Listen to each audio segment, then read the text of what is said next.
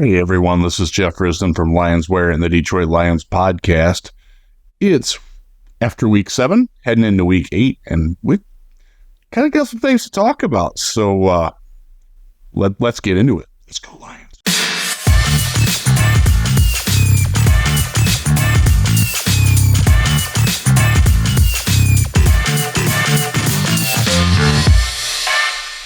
All right. Recording this, it's Tuesday morning. I went to bed early last night before Monday Night Football. I didn't even watch the games. I actually still don't know who won those games. But woke up with some really disturbing news about the Lions. That Jameson Williams is getting suspended for 2 games for violating the NFL's policy on performance-enhancing substances. It's not drugs, it's substances. That does matter because if it was the PED policy, it would be 6 games. He's only getting 2, which basically means that this is exactly what happened to Jimmy Garoppolo at the beginning of the season. And Garoppolo talked about not getting the proper waiver for a prescription medication. We don't know that's the case with what Jamo is going through, but it's eerily similar, and enough that it's probably something where he didn't get the proper authorization to do something that he put into his body, and willingly put into his body, I should add. And that's very frustrating. It's frustrating on a number of levels, and in some ways, I am certainly sympathetic with Jamo on this. If he had a prescription for something and like he forgot to submit it in, or the prescription changed slightly and was outdated, and like we don't know what goes on with that. And if you've ever dealt with prescription drugs and insurance companies and authorizations, you'll know that that's a very squirrely area, and it's certainly far from my area of expertise, other than being victimized by it a couple of times. So it's annoying that is probably a technicality of a rule rather than a blatant rule violation by Jamo. Again, we don't know that. It's just sort of our speculation and what we understand on it. But it's 2 games.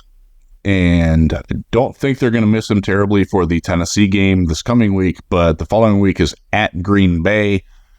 If you watched on Sunday, Green Bay just smothered the hell out of Houston that was playing without their deep threat in Nico Collins, and that's going to be a problem. We'll jump off that bridge when we get to it, but we will, in fact, have to jump off that bridge. As for Jamo, it's his second preventable suspension, and I do want to stress that even though it's a technicality and it could have been an error on his agent's part or his doctor's part, like that's still something that as a professional athlete, you are responsible for all that. Falls on him. He dropped the ball there. Maybe he didn't even know that he did it, but that's not an excuse. You've got to understand. They stress this so heavily. They stress it to you at the college level. They stress it to you when you're going through the recruiting things, like when you're going to like the Under Armour, training things, seminars as a high school senior going into college. It's hammered to you at your rookie symposium. It's hammered to you by the team's training staff, regardless of what NFL team you're on.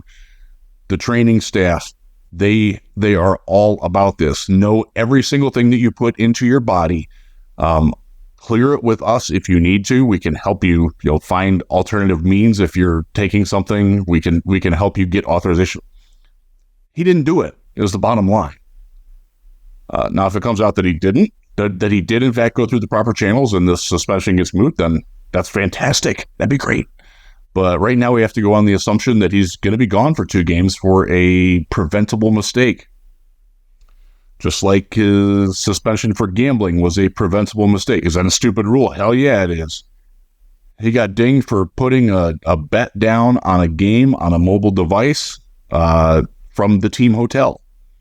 Had he been at the Applebee's across the street, wouldn't have been a violation. Completely asinine rule. And they did, in fact, change it. That's why he only got 4 games instead of 6. But there's a pattern there of just not being professional. And it's really, really frustrating because the Jamo that we've seen this year, coming back from his first real season of playing, he had his rookie year wiped up by injury. Like, we kind of knew that was going to be, sort of a wash, like a get acclimated to being out of Alabama and Ohio State and being in the NFL type year. Would have been nice if he caught a couple more balls, but that is what it is. But he needed a really strong offseason to prove that he belonged, to prove that he could be a factor, to prove that he fit in with this team and the team dynamic. And damn if he did it, man. He looked great all summer. He fit in. He was much more involved and part of the group. Like, you could always see in the past, especially the summer of 2023, maybe it was suspension related, maybe there's any number of factors that go into it, but it didn't feel like he was part of the core. He fully embraced being with the team. I do think that there were people on the team that wanted him very much to be part of that, and for whatever reason, it just didn't happen. That changed in 2024 from minicamp all the way through.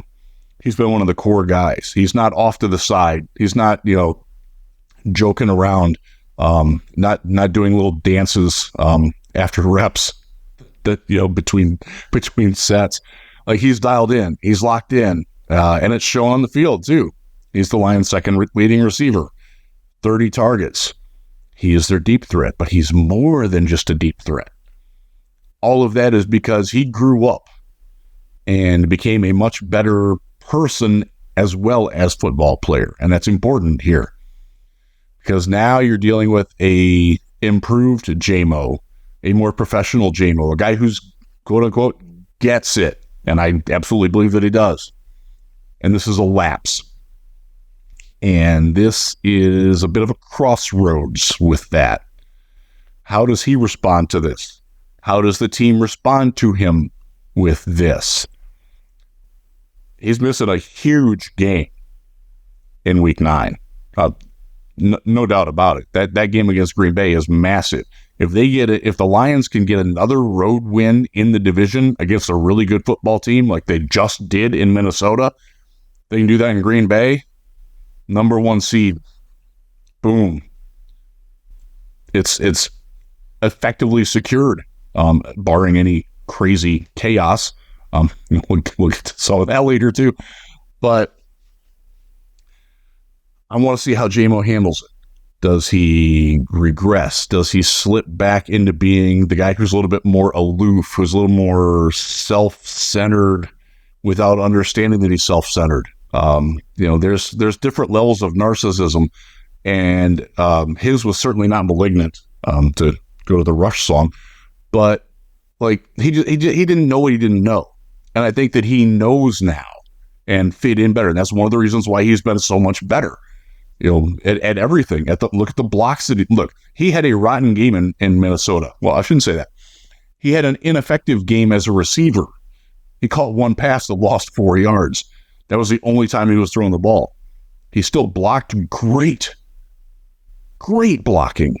He ran great routes away from the play, knowing that he wasn't going to get the ball or that he wasn't in the early progression of the play.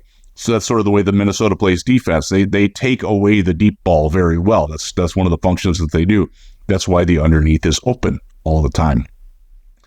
And Jared Goff beat the hell out of that, and that was great. And Jamo accepted that. I talked to a couple people who saw him in the locker room after the game. He was whooping it up just like everybody else. He was one of the Lions, and that's exactly what we wanted him to be. I'll see how he handles this. This is adversity. I want to see also how the team responds to it. Are they super supportive of him as they were during the gambling suspension and the injury and the just stupid little things that go on? They've been incredibly supportive. I expect that will continue. Now, one of the things that's came up in the Detroit Lions podcast Patreon Slack, which it's lit today. Let me tell you, it's a good one. You'll want to be in on that. Talk about re-signing him and how this impacts. So like that's a long ways in the future. I'll just go with this. My thought on it. This is just me talking. I think it's one of those deals where they will pick up the 5th-year option and let him play that out. They're not going to extend him before then because they want to see, can he stay healthy? Can he stay focused? Can he keep ascending? You got the Dan Campbell, and Jamo is. Yeah. Well, now he's at a point where he can go there or there. They're going to want to keep seeing that. And I think based on his track record, they need more evidence. They need more data points. Show us that you can avoid any mistakes for a full off season. And I don't think that's going to be something that they're rushing into. As far as would they not resign? I don't know. You don't know. They don't know. Like that's way too far in the future. People spin it so far forward. I will just say, I don't believe that this. I think in the long term is one of those situations where they're going to be more wait and see. And there were people that were talking about giving them an extension this coming off season. That seems to be ruled out now. Are they going to dump him? No. The overreactions are flowing. It's a frustrating situation. As I wrote in the Slack, I'm equal parts sympathetic to Jamo, and I also want to hit him over the head with a sack of frozen oranges to knock some sense into him because he's putting his future, very bright future, at risk by not paying attention to the details. And if it's people around him that weren't helping him, he might need new people, or those people need to be more aware. That support system, and by the way, that includes the Lions. He is a high maintenance person and player. They understood that going in. And when that slips a little bit, it's unfortunate, and that is where it is. Again, on the field, how they replace him to go to that, you're going to see more Leaf. I think you're going to see more Saint going outside. Amon-Ra St. Brown, because that gets either Allen Robinson on the field, and Allen Robinson can't run anymore. He's pretty much relegated to being a smaller version of Tim Patrick, who, by the way, has been great lately. He's been not just good, great in the role that the Lions needed him in. He's been wonderful in that. You don't hear a lot of complaints about the wide receiving core. Well, probably will now because Jamo is going to be sidelined for 2 weeks, and it exposes the limitations of the depth. I don't want to say that the depth isn't great because I think it's solid, but there's limitations to what Leaf can do. There's limitations to Patrick. There's limitations to Isaiah Williams, who is not. Look, he's not as slow as his pro day time was, which was just ridiculous because he was running with a bad hamstring. But he doesn't win with speed. None of these guys, other than Leaf, win with speed, and Leaf is 5 inches shorter, and not the precise route runner. Not the dynamic presence that Jamo is. So there's a loss there. Against Tennessee, I don't think it impacts them much. I think we'll just jump to the game preview real fast. Lions are wiping the floor with Tennessee. If they don't, there's a problem. That's one of the worst teams, one of the worst coached teams in the NFL right now. They give games away. These Lions are not going to overlook that. There's a very, very, very slow, minute potential that the Lions have one of the games like they had at Carolina a couple years ago, like they had at Baltimore last year. By the way, that happened when they were 5-1. But these Titans are not those Ravens. Not even close. Go out and play your game. You're good. You can miss Jamin. You can miss Jamo. You probably also miss Hutch. And that's where we're going to go to next. Let's talk about Hutchinson being gone and how they're replacing him. We got the first-hand look at it against Minnesota. Did not look good early. Didn't get a lot of pressure. But let's just start nuts and bolts. Josh Paschal and Isaac Ukwu were the starters at end. Paschal played effectively the entire game. He had 2 separate instances where he had to leave the field for a couple plays because he got dinged up. He was back in. I believe he played 87% of the snaps. Ukwu was in quite a bit. He was in on the first drive. He lost edge contain. Big no-no. Keep in mind, he's on the Marcus Davenport side. It's lost him too.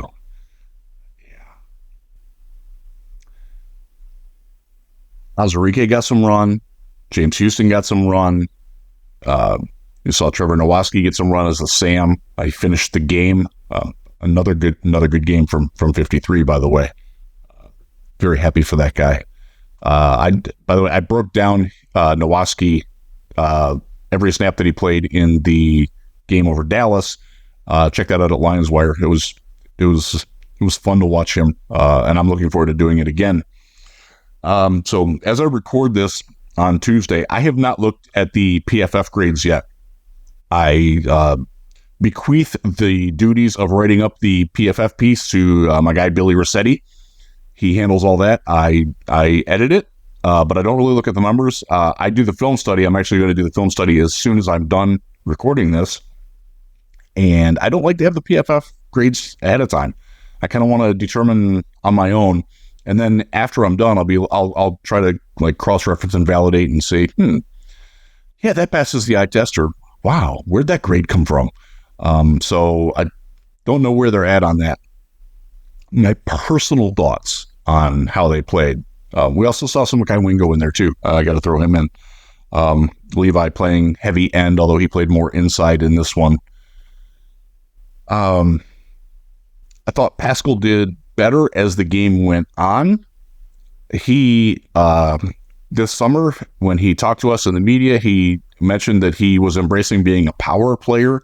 That, he didn't really have an identity before then. And I think in this game, he sort of remembered that about halfway through. He wasn't real effective early, in part because I think he tried to rely on speed a little bit too much. Preface this all, and this needs to be said. The Minnesota Vikings offensive tackle tandem of Christian Darrisaw and Brian O'Neill, they're not Panay and Decker, but they are absolutely near the top of that next year. That's a very good tackle tandem. Darrisaw's guy can play. And O'Neill is a very effective right tackle. He's not Panay. He's not, they're not that level, but they're good. Make no bones about it. That's a very good tackle tandem. So when you're talking about not getting a lot of pressure, they're good. They do that to everybody. They don't just do that to the Lions. And that's by design. They have largely immobile quarterbacks, whether it was Kirk Cousins, now Darnold, who did actually show some wheels in this game. But they're a team that knows that they have to win from the pocket. That's Kevin O'Connell's system. And you do that by having great offensive tackles. And they have them. So keep that in mind. In the back of your mind, keep that flowing as we talk about the pass rush or lack thereof. Thought Ukwu had a rough game. Didn't see a lot of promise from him in terms of improving as the game went along, which he did do in Dallas. He figured out that he couldn't win over the outside shoulder, so let's go to the inside and then maybe go outside.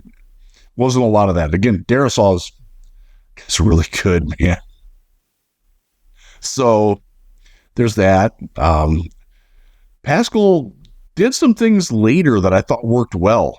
And I thought that the gimmicks when the Lions did run them worked pretty well. It was very clear that they were not going to let Aleem McNeil beat them up the gut. And that's sort of where the extra attention went. And I feel like AG and Terrell Williams, the defensive line coach, sort of adapted into that as time went on. I thought it was a very well coached defensive game. Results weren't perfect. They gave up 22 points. Remember the Vikings did score on a David Montgomery fumble return by Ivan Pace. By the way, is phenomenal. That guy is the best run blitzer and a gap blitzer in football. As an undrafted rookie last year. By the way, the Lions did like him, but they didn't have enough interest to move him over Minnesota. Good find by them. But didn't see a lot out of Levi on the outside. Didn't see Houston had one really nice pressure late in the game. And again, I have not watched the replay. I'm just going off of what notes I took in watching the game. Both I do actually write notes down and also sort of file them away.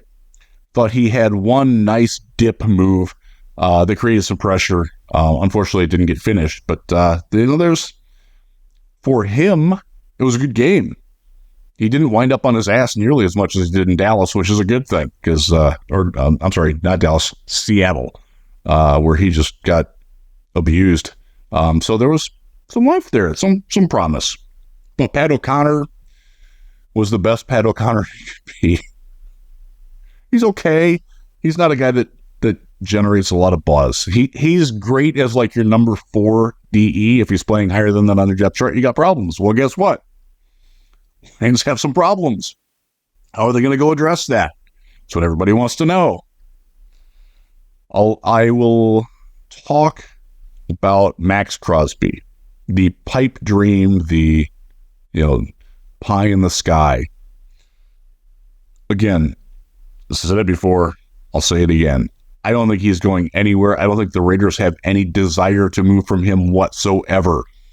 They want to move on from him as much as the Lions want to move on from Amon-Ra St. Brown. Like, that's legit. Now, if he demands out in the way that Davante Adams did, whines and sulks and fakes an injury on his way out, yeah, I said it. He did. He'll probably admit to that in one of his future Taco Bell ads. I hope you put a reference into that. Those Taco Bell ads are great. Low. Back to Crosby. Let's say hypothetically that the Raiders do want to get rid of him. What's it going to cost for Detroit to bring him back to Michigan? And it's great. Look, he was at the Eastern Michigan game. He played there. Was out at the factory. Made little allusions to the fact that he wouldn't mind coming back. That's great. If I were playing for the Raiders, I'd probably want to play on the Lions too. Lions can win a Super Bowl.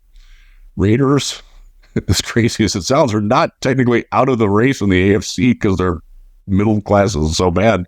Covered that in last week's video. Oh my goodness. If I'm the Raiders and I want to trade Maxx Crosby, giving up my franchise player, my face of the franchise, my guy who has my logo tattooed proudly on him, at minimum, first round pick in 2025, first round pick in 2026, third round pick in 2026, and a player. Could be James Houston, could be Rodrigo, could be Leaf, could be Craig Reynolds, could be Graham Glasgow, or Colby Sorsdal. Scratch Glasgow. Edit that out, Ash. Pretend that's edited out. Colby Sorsdal. Maybe they want Giovanni Manu. Who knows? That would be effectively the Lions' third round pick next year, which would mean they would get first and thirds 2 years in a row. That's kind of the asking price. Let's put that on the Lions. Does Maxx Crosby make the Lions? But hell yeah, he does. He's one of the best pass rushers in football. No doubt about it. He fits in the mentality. He fits in the physical profile that they want. Perfect. He's great. You now have a second round pick in 2024. I'm sorry, 2025. You have a second round pick in 2026. Therein lies your draft assets for the next 2 years. Say, oh, okay. All right. Let's get some free agents. Okay. You're going to be in a situation where if you want to sign anybody that would play any significant role beyond a backup, you have to dump somebody in order to afford them to fit them in. Because as much as attractive as it is playing for a perennial contender in Detroit, they're locked up and you got to get your money somehow. You can say goodbye to Graham Glasgow. You can say goodbye to any number of depth. Kevin Zeiler, he won't be back. So you got to replace both guards. How you can do that? Well, you got a second-round pick. You got a second-round pick. You got free agents that you can't really afford to pay top dollar. I understand that there's a desire to like go all in on that. I get that. I want to win a Super Bowl. Be nice.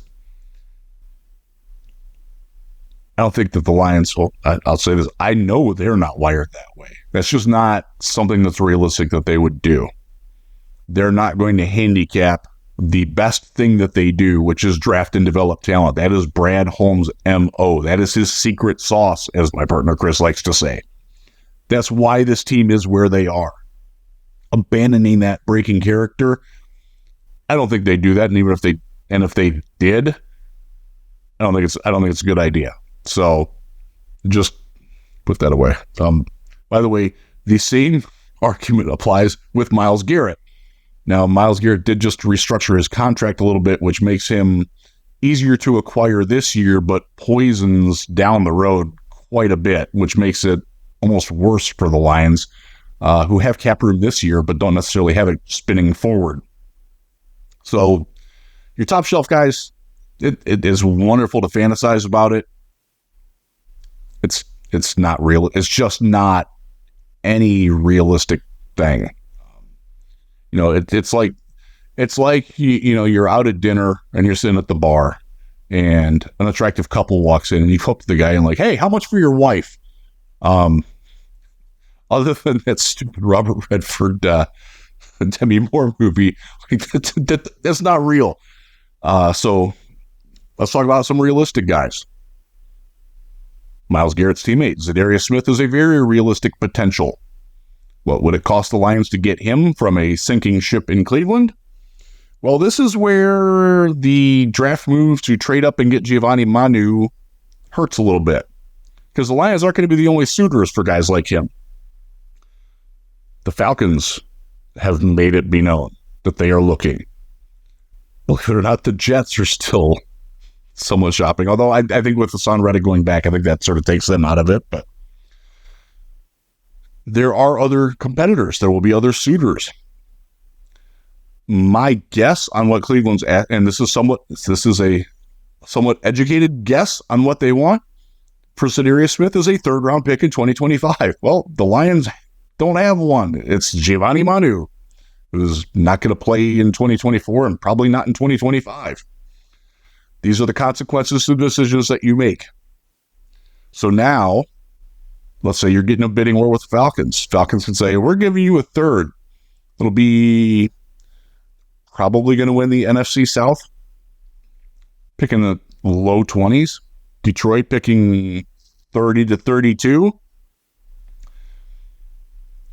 If you're talking about the same round, that means that the Lions have to go up. Like, we got to give up your second.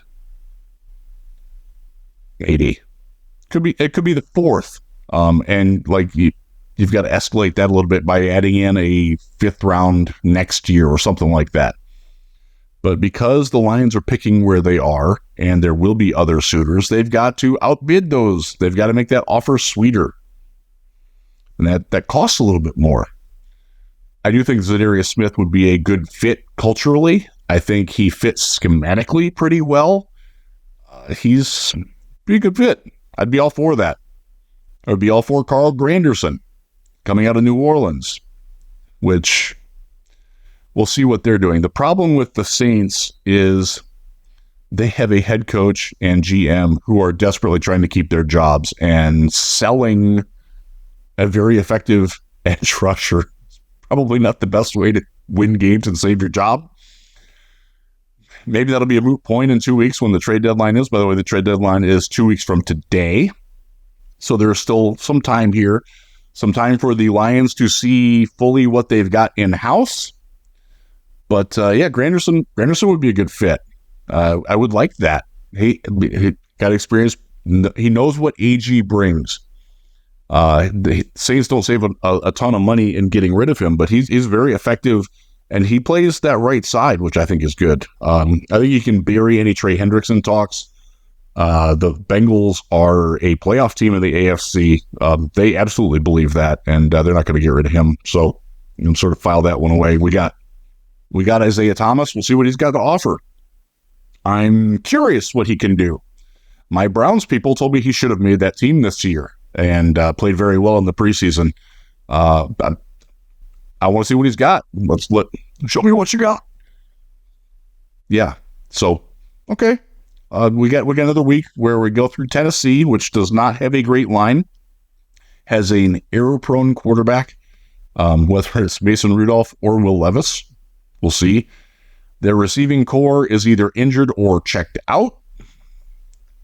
This could be a week where a guy like Josh Paschal, but also a guy like James Houston, thrives and lights it up because the Lions are going to get up 13-0 in this game. Tennessee is going to throw a bad interception or get a 3-and-out, and Leafs going to run a punt back to midfield, and the Lions go down score, and they're like, oh, okay, again, we're getting trounced again, just like Washington has done to us, just like everybody does to us.